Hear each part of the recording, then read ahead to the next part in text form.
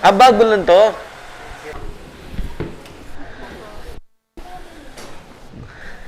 Attorney. Ay, hello sir. Hello po. Hello, sir. Hello po. Thank you, sir. Hello, ma'am. Hello, ma'am. Dito ka muna. Ay, hello. Ang ganda naman ng ano mo. Daughter ko. Ay, hello. Welcome, Yung welcome. wife ko po. Welcome, upo muna kayo. Sit down, welcome. Opo, opo. Welcome sa Batcave. Oo. Kabalin. Usapang kamote kami. Usapang kamote. Kaya... Nakita mo, sir, yung kasabo planter, tractor ko? May tractor ko. Okay po yun. Maganda. Sa Brazil. Saka sa, Brazil, oh. Sa South America, yun po yung gamit. Oo. Actually, dati ginamit na rin dito. Ah, okay. Okay naman po yun. Ayan, welcome sa iba na opisina kasi. Oo nga. Ayan, medyo... 10 years ago po yun. Oo, medyo... Sir, 10 years ago. Sabay kami. Nung... Ano yun, sir, 30 pounds ago. Na 30 pounds ago yata yun, oo. Sexy pa kami niya. Nag-develop din yung namin eh. Oo. Kaya napaagal lang kami. Ito si attorney. Sabi niya, Dok, gusto ko doon ka. Sabi niya, sige, sabi ko. Para may picture tayong dalawa na maganda. Di ba? Para Tapos, sir, hanapin mo yung before and after. Kung gumawa po ba kami or kung ano man ang nangyari sa amin. Yung mga nagyamanan lalo. Ano yan katawan para sa progreso. Sir, ganyan na ang setup ng video. Ito na lang. Ayoko na lang ganon, nakakapagod. Nagagalingan ako eh. Parang dati nakakamera pa si sir, di ba? Di ba? Dala-dala mo Oo, pa. may mic pa ngayon, Kita mo. Siya yung director eh. Vlogger na lang eh. Oo. Ang galing, ang Sir, galing. 1 million subscribers. Hindi, ang galing mo, sir, ang galing mo. Setup mo, Kumbaga, handing-handi na, mabilis. Daming natutulungan ni Sir Buddy. Sabi ko nga, doon sa simpleng, yung iba nga, mga puro cosmetic, pero siya, nasa pangmasa, ibig sabihin, mga partner, sabi ko, na pwede. Alam mo kasi, sir, kaya in a few years, ikaw ang bida. Kasi, yung tao ngayon mahilig sa AI. Magugutom yan. Kahit anong sabihin mo, kakain yan. Oo. Actually, ini-endorse ko yung anak ko. Sabi ko sa kanya, kung ikaw ay magkakalig, mag-try ka ng agri. Anything related to agri. Tapos mag-abogado ka.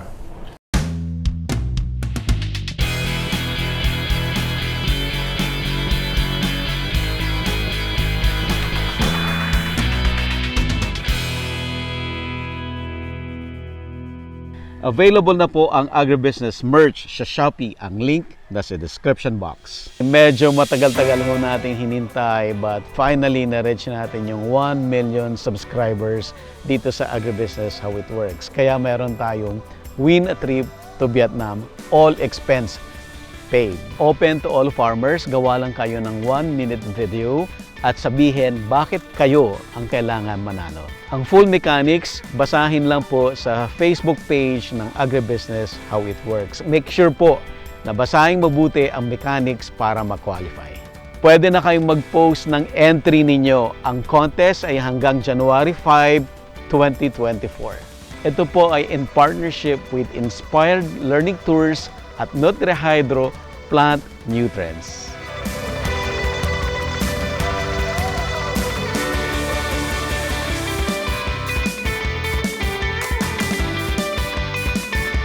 Magka-college na ba? Kasi malilit pa sila dati Di, 13 years old pa lang, nag-aaral pa lang manligaw. Oo. So, nakakatuwa naman. Oo, teenager Sabi ko, anak, tandaan mo to, ha? Hanggat maaari, sana huwag ka mag-uwi ng lalaki. Sabi, yun lang naman ang ko. Sabi ko, kung pwede lang naman. Yun lang naman ang sa akin. Kasi sabi ko, anak, kita mo, spoiled ka sa lolo mo. So, sabi ko, gusto ko rin mang spoiled ng apo. Pagdating ng panahon, sabi. Kasi yung mga anak ko spoiled sa lolo tsaka sa lola. Kaya halimbawa, ikaw, Dok, nagkaroon ka ng apo. Palagay ko, malolo Wala pa ko ba, pa Dok? rin. Wala pa rin. Wala pa, ano pa yung eldest ko, 20 si Sophia. Nung tayo, maliit pa yun. Palagay ko, sir, kung 20, baka mga 4 to 5 years. Yes. 4 to 5 years, baka maging lolo ka na. Yun nga yung ano, actually, yun yung pinag-pray ko yan na nung maliit pa eh. Sabi ko, ano yan, may takdang panahon. College yan, na-delay nga sa, ano, sa K-12. Pero nakaline din yung, ano, yung kurso niya. Dati gusto mag-doktor. Ngayon, Hindi, kasi okay, supportado. Pero nung nagulat ako, dahil siguro nakita sa negosyo, dati parang yung sagot ni Lord sa akin, business ad ako or business management. Sabi ko, ano yan, sige, supportado kami. Ano kasi, sir, yung profession maganda, kaso hindi rin siya para sa lahat. Yung heart mo maging doktor, kailangan yung puso mo nandun talaga. Di ba? So, kami naman, yung, kaya parati ko itong sinasabi sa mga tao. Ang trabaho mo, dapat type mo siya. Di ba? Kasi hindi lahat ng tao pang farmer. Hindi lahat ng tao pang business. Hindi lahat ng tao pang doktor. Ibang dedikasyon yung kailangan naman sa pagdodoktor. Kaya maganda, hiwa-hiwalay din yung tao, hindi pare-pareho. So, ang parati ko sinasuggest, ngayon pa lang, hanapin mo na yung type mo.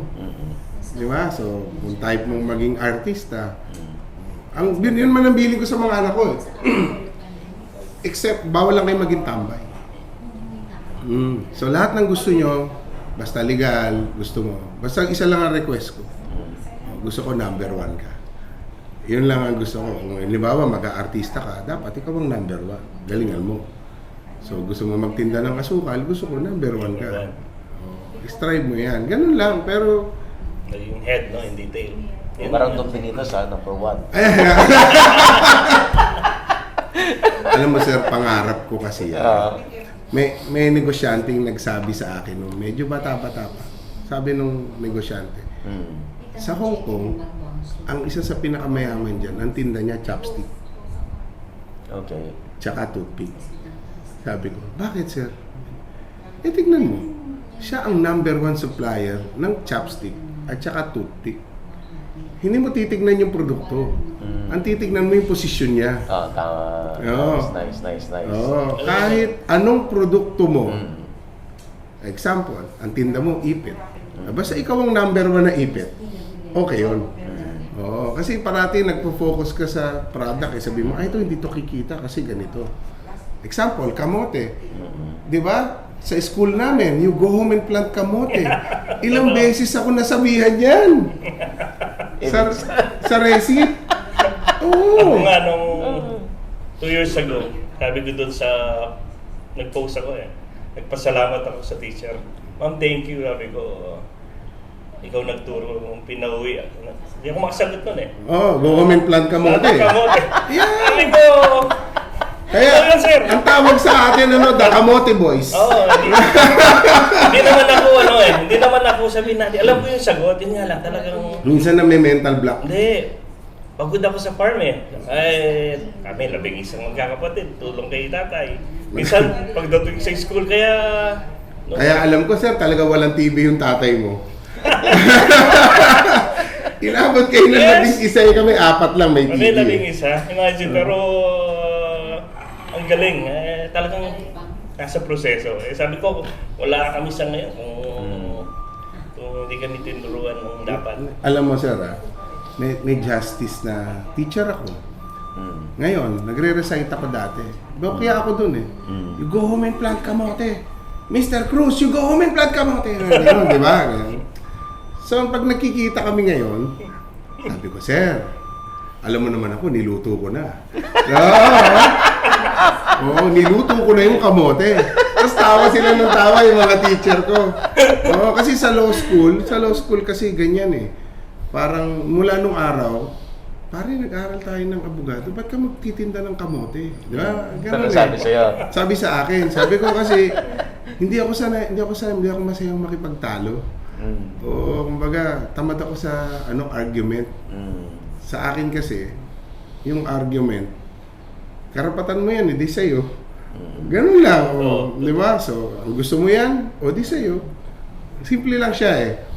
Ngayon lang naman, ngayong season ng ating society, ngayon lang naman nag-aaway-away masyado sa opinion. Nung bata kami, ang training sa amin sa San Beda Law School. Ayan, sir.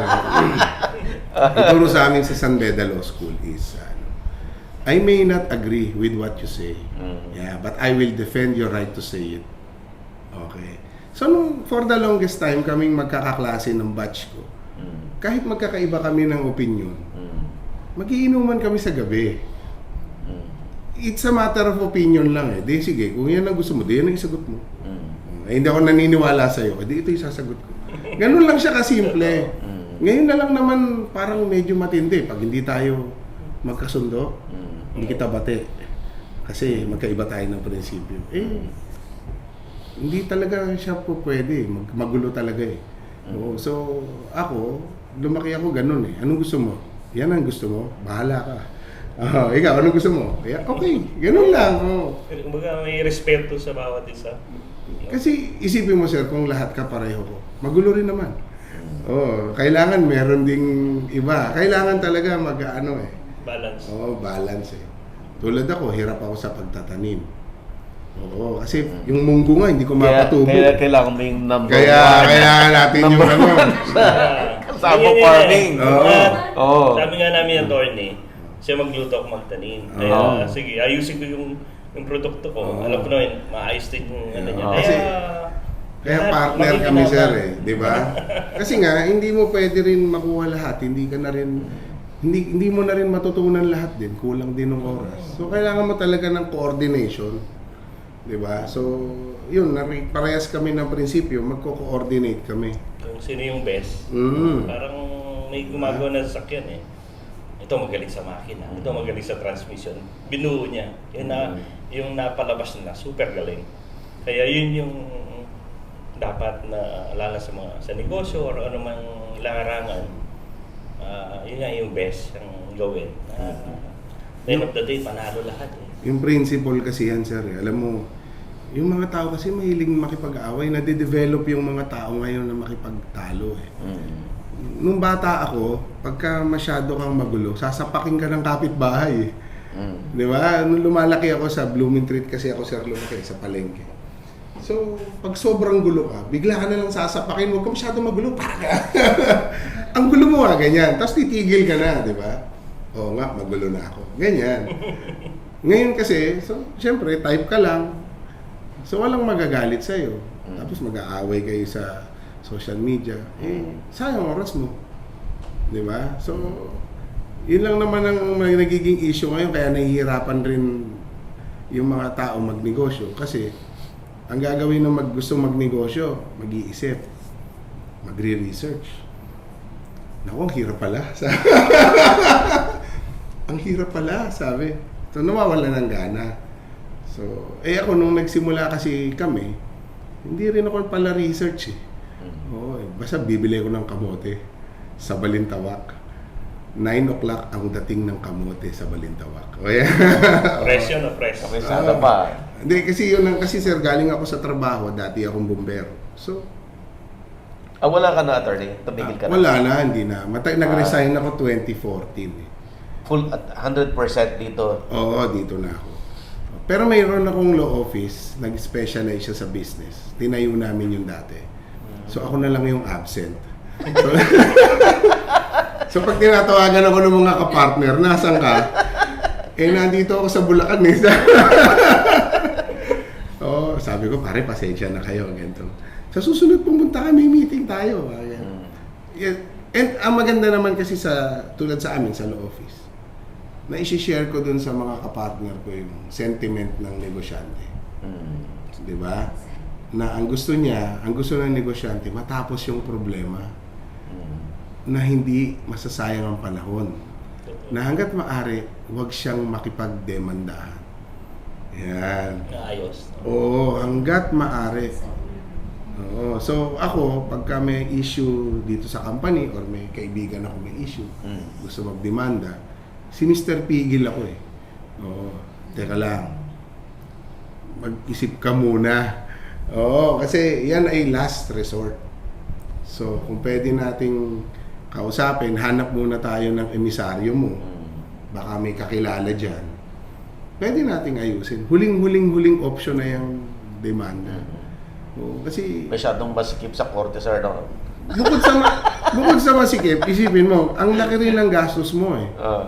So, pag nag-compute ka ng cost-benefit analysis, sulit ba yung time na i-spend mo sa court and yung time at ibabayad mo sa expenses doon sa nawala sa'yo? Yan parati yung Actually, yung pera madali kitain eh. Yung time ang mahirap. Yun. Hindi mo na babalik. Oo, magmi-meeting kayo ng abogado. Tapos, may hearing ka. Valentine's Day. Isip mo, nagde-date ka, nag-hearing ka. Pag uwi mo, wala ka pang girlfriend. Kasi Valentine's Day, inuna mo yung trabaho mo. Di ba? Parang gano'n. Hindi balance, wala. Oo, mahirap din talaga. Oo. Kaya makikita mo, di ba, marami rin yung nai-stress masyado. Kami, pinipili lang ako. Marami rin naman kaming problema sa company. May problema rin sa mga supplier, may problema rin gano'n. Pero parati ang rule namin, yung nego. Nego muna. Wag ka na makipag-away. Sayang oras eh. Di ba? Marami beses din ako nalugi. Through the years. Talaga? Oo. Minsan, magdadala ng kamote na sira-sira. Diba? Bibigyan ka ng magandang bibigyan ka ng magandang sample. Pagdating sa'yo, pagdating mo sa gitna, bakit gano'n? Parang puro bulak. Bomba. Bomba. Oo. Kaya yun yung yun yung namin ni attorney. From tinanim mo pa lang sa edad, sa variety. Maayos yan eh. Hanggang lalabas. Kaya Yun ang advantage Yun ang pag nagka-partner advantage talaga. Nagpunta ako sa kanila. So, tinignan ko yung farm, pinagluto kami ni ma'am. Tapos, pinakain ako, hindi ko malimot eh. Yung kanin na may kamote. Ang sarap pala nun. Nakahalo. Nakakainis kasi nagtitipid ako sa carbs eh. Sir Buddy, yun yung yun yung sabi nga, hindi ko pa nasabi sa'yo. Di ba, honestly, bigas ang problema ng Pinas eh. Sabi ko, bakit mo problema kung titimbangin mo itong sustansya na to? Yung ginawa natin nun, lang yan eh. 60-40, 60% na bigas, 40% na kasama. 40? 60%, then nung in-slice lang ng wife ko si Chris. Then nung linuto, sabay, mas masarap siya. Mas masustansya. Pinaliwanag niya nga sa akin eh. Mas mababa ang glycemic index niya. Yeah. Ganun ba? Naparami tuloy yung kain ko nung kari-kari. Then, yun Down to 50%. Kasi, totoo naman. Kasi di ba yung kamote, ginagamit ng mga nagdijeta. Kasi nga yung sugar na release is dahan-dahan. Hindi, dahan-dahan. So sabi niya, mas mababa glycemic index. Ang dami ko tuloy nakain. Nakadalawang ulit ako. Imagine, Sir Buddy, kung sabi ko nga kay attorney, kung kakain lahat ng Pilipino na kamote. Alam naman natin ang kamote, napaka-healthy food yan eh. Tayo lang, sabi nga, may bisita ako mga taga-African. Sabi niya sa akin, mga taga-Ghana, sa kanila yung case ng cancer, napakababa dahil kasaba eater sila eh. Totoo. Yes. Kaya kung re-reviewin mo, may point. May point. Tsaka yung lola ko, kami mga Torno family, mahaba yung mga buhay niyan eh. Yung lola ko 100 plus.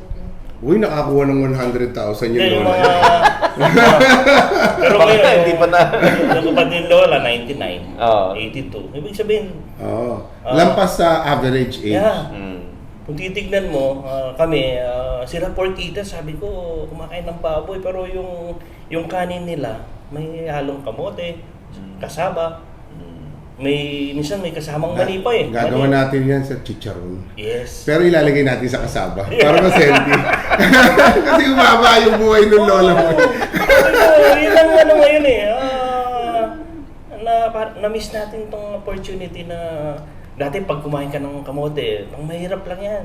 Ngayon kung bibili ka, kung titignan mo sa palengke, Ang mahal. makikita mo, paparada, nakakotse, yung kotse nila, isang Land Cruiser, then bibili ng kamote. Ang kamote ngayon, Sir Buddy, Social na yung... social. Kaya, yung, Totoo yan, sir. Alam mo kung bakit?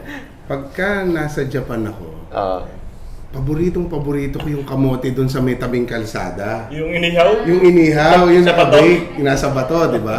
So tuwing pupunta ako ng Japan ng mga bandang August, anihan ng kamote nila. Di bibili ako dun sa kanto. 300 pesos eh. Yung isang ganon. gagawin natin dito yan. Pero, alam mo kamote siya eh. Di, sa amin, hinihingi ko lang sa palengke yan. Oh. Ate, pengi isa, ganon eh. Tapos, naka-bake na ganyan. Lalagyan lang nila ng butter.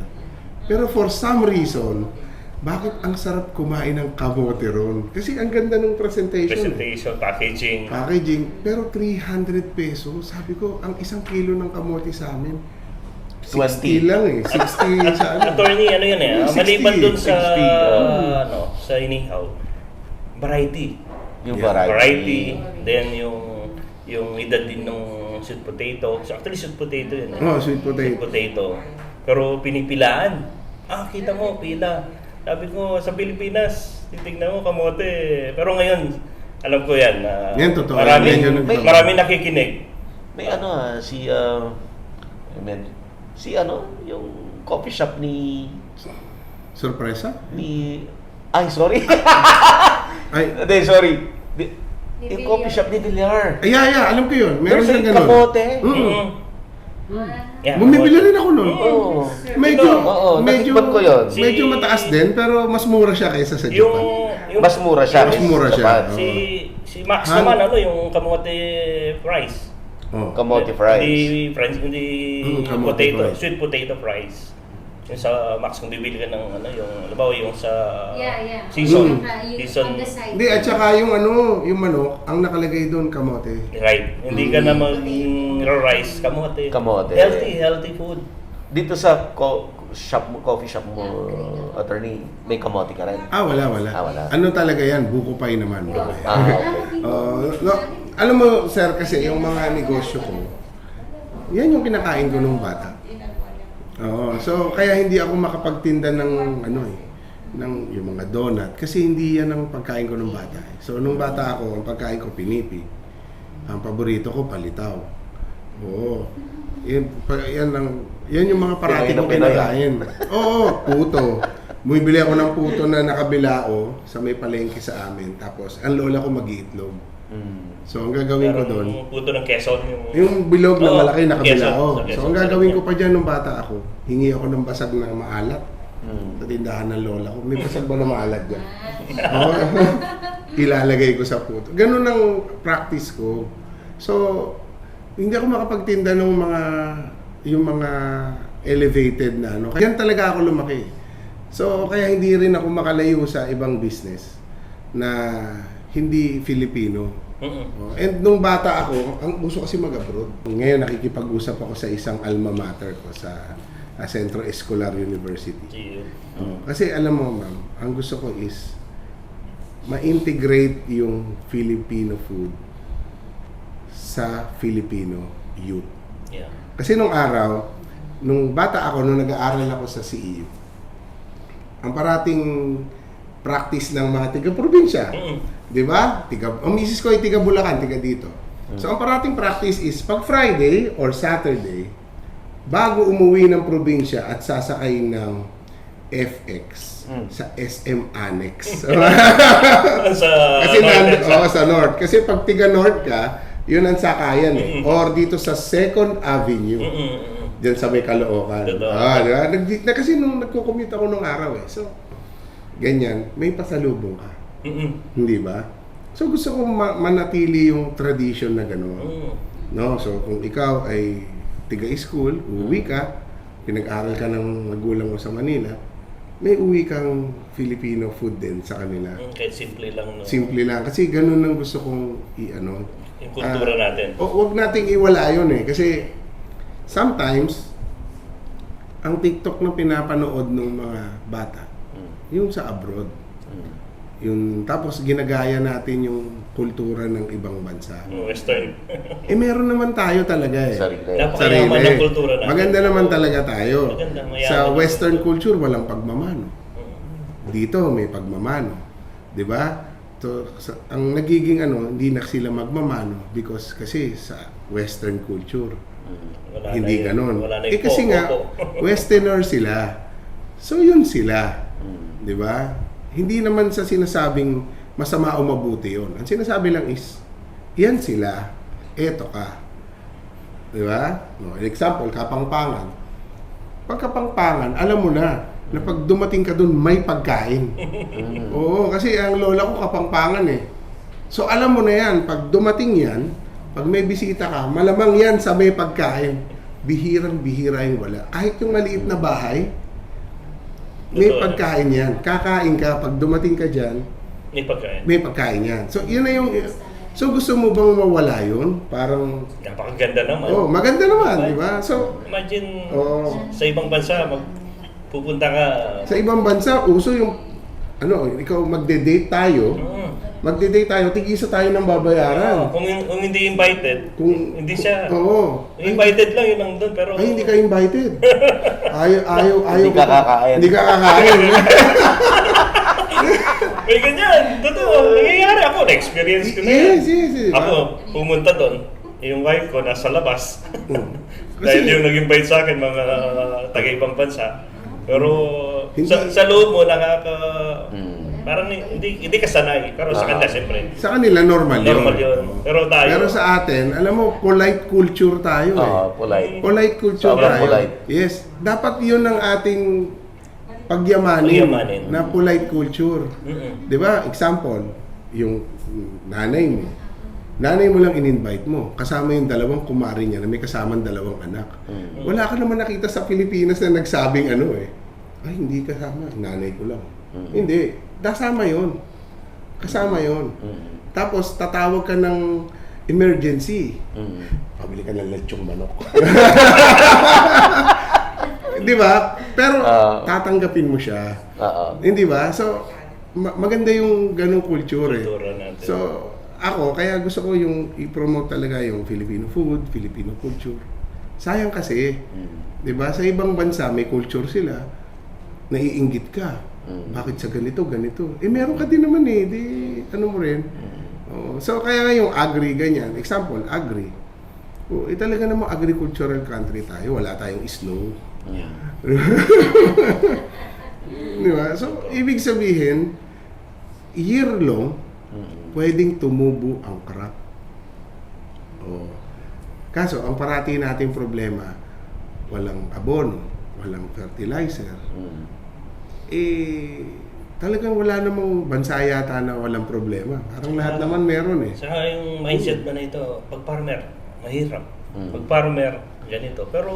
Pag farmer, payat. Ay, Di ba? yes. Meron namang farmer na malusog.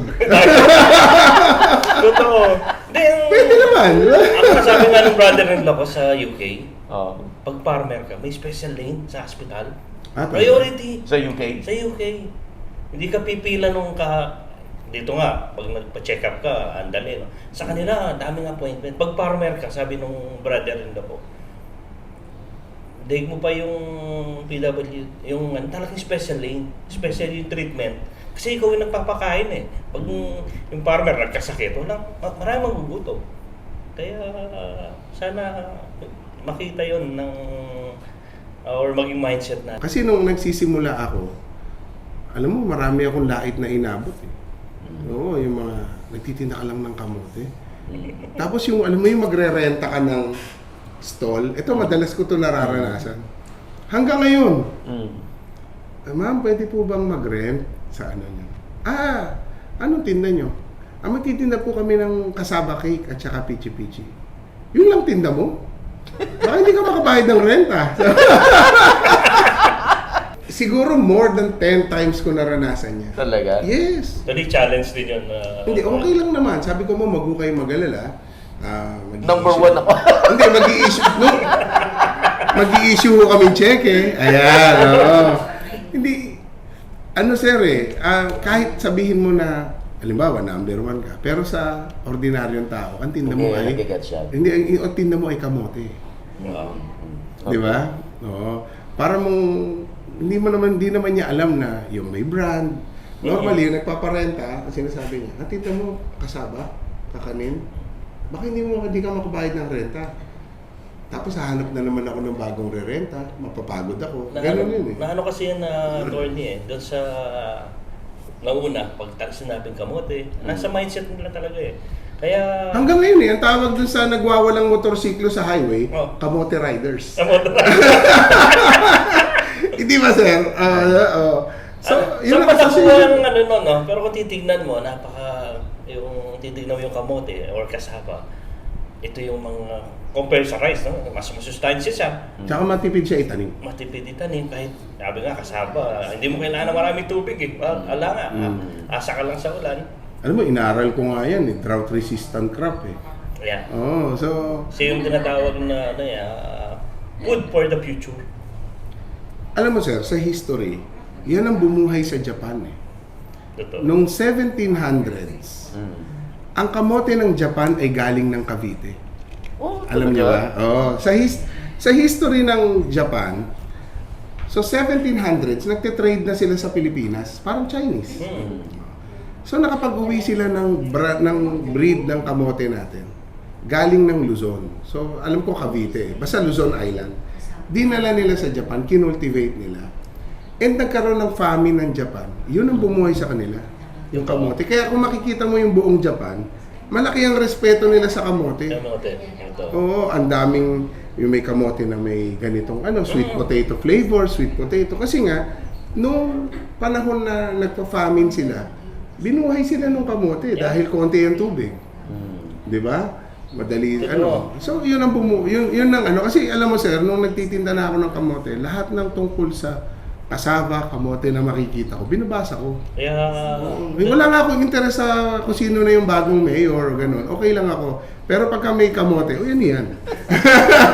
Kung titignan mo security, isa sa mga makakatulong. No? Kami noon, bagyong, kinikwento lang ng nanay ko tsaka tatay, yung bagyong dading, mga 70s yan eh. Central Luzon nun, baha eh. Yung lolo ko daw na nagtanim ng maraming kasaba doon sa baryo namin. Yun daw yung nakaligtas. Walang nagutom sa baryo namin sa bayan, sa Guaguas at Florida. Sabi nung lolo ko, sige kuha lang kayo, yung maluluto nyo lang.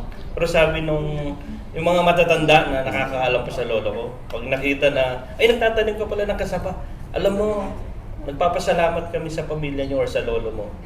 Nung panahon ng dading, mga 70s, nung binahang Central Luzon, kumukuha kami ng kasaba sa farm niya or sa, nagkukuha kami ng isang puno or dalawa. May pangkain ka na. May pangkain na kami, 3 araw, niluluto. At itong maganda, sabi niya, ang kasaba, pag niluto mo, kahit kasaba lang, kahit walang ulam, pwede busog ka. Kahit walang ulam? Oo, hindi ko anong kanin, kailangan may ulam pa rin. Totoo. Imagine, sabi ko, yung kwento mo sa Japan. Totoo. Yan nangyari din sa Central Luzon. Kaya, Sir Buddy, panahon na yung kamote or kasaba. Kailangan sir, tulungan mo kami na dapat ang tawag sa amin hindi kamote boys po. Dapat kamote boys. Di ba? Magkakamote kami. Anong tinda mo? Magkakamote kami. Gano'n na taas no? Ayun eh. Hindi yung taas no. Anong tanim mo? Kamote po. Kamote po. Di ba? Magkakamote kami. Sabi nga ni attorney kanina, sabi ko nga sa baryo namin yung mga nagkakasaba doon. Nakakatuwa pagdating ng December. Makita mo or January after harvest, pupunta sa kasa, bibili ng sasakyan. Yun eh, doon sa barangay namin, sabi ko, kasi ako naman attorney, hindi pinagdadamot yung technology ko. Sabi ko, pwede ko kopyahin or gayahin. Nakakatuwa. Kita mo, napapaaral yung mga anak sa exclusive school or sa may farmer nga doon, may... Actually, sir, may isang nagdi-deliver sa akin ng kamote. Nagulat ako. Pagdating ko, pare, kotse mo ba yan? Oo. Ako na lang kaya mag-supply sa ng kamote. Mas maganda yung kotse mo eh. Parang mali ako ng profesyon, pare. Hindi, sir. Hindi, okay naman. Sabi, kinakantsawan ko, sabi ko. Hindi kasi tama naman eh. Tama lang na kumikita ka. Tama lang na, kasi ang pagkakamali minsan ng ibang mindset. Pag tumutulong ka, dapat di ka kumikita. Kasi tumutulong ka. So, ako, ang mindset ko is, dapat kumikita ako para makakatulong ako. Yun, tama. Yun Diba? ang tama ang mindset. Oo, so example, ikaw, si sir, nagtatanim. So, dapat kumikita siya para may pang-abono siya sa susunod. Para meron siyang pang-sweldo. Diba? May lumapit. May lumapit. Kasi, hindi mo maiwasan eh. Meron talagang ganun eh. Pagka boss ka, may emergency yung tao mo. Minsan hindi mo matiis. Isang kakukuha nun, alam naman sabihin natin, kaya mo yan. Hindi, kahit paano. Kaya mo. Kukuha Huwag sa kang bulsa eh. bibitaw. Siyempre kailangan pupulot ka kahit paano. Ano naman yan eh, principle yan pag nagtanim. Kahit wala, kahit di mo inaasahan. Ako yun ang ano ko eh. Sabi ko nga kaya, iba yung pag generous ka, yung balik sa'yo. Ilang calls yan. Alam mo sir, sa business side, lahat ng kilala kong negosyante na lumaki, galante. Bihira ako nakakita ng successful na negosyante na masaya na kuripot. Bihira. Kasi yung kuripot, ang kinikwenta niya parati yung nawawala. Diba? Bakit mainit ang ulo mo? Nawawalan ako ng 10,000 eh. Pero umita ka ng 100. So ang hinahanap mo, nawawala yung 10,000. So depressed ka. Diba? So yung ibang negosyanteng nakausap ko na malalaki, sir, ano nangyari sa'yo pag nawawalan ka? Aba, kung nawalan ka ng 10, tapos may natira sa'yong 90, masaya ka na. Sa susunod na buwan, may 90 ka ulit. So, oo nga, no? So, may point. Hindi pa sasama ang loob mo. Hindi pa sasama ang loob mo, may 90 ka ulit. So, susunod na buwan, may 90 ka ulit. Di ba? Tignan mo yung tama, yung diba, positibo. Pag inisip mo yung nawawalan ka ng 5, 10, nakalimutan mo yung 90. Na-busy ka ngayon sa kahahanap ng ano. So kami, ako, minsan may lugi. Ganun lang talaga. Pag maganda kita, tabay ka ng konti. Pagka lugi ka, syempre dapat sabihan mo rin, lugi tayo. Available na po ang Agribusiness merch sa Shopee. Ang link nasa description box. Agribusiness, how it works. Instruct, inspire, succeed.